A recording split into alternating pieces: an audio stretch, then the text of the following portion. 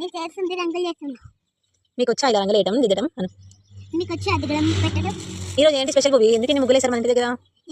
దీపావళి కాదు కదా, బర్త్డే కదా, అందుకే డెకరేషన్. ఈరోజు happy new year. Happy Sankranti కూడా ఉంటుంది.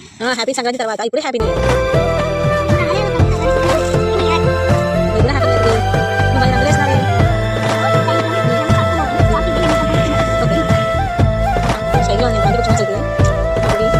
మరి వేసింది కదా